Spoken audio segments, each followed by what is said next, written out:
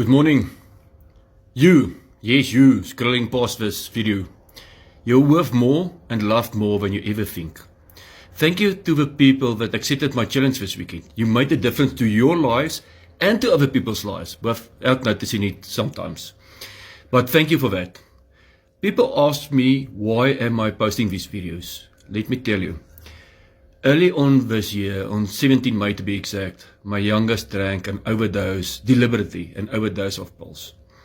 And the first thing I heard about this was when the medical insurance phoned me, very politely, I must say, and asked me if I've got any idea which pills my youngest took. That was the first word I heard about that.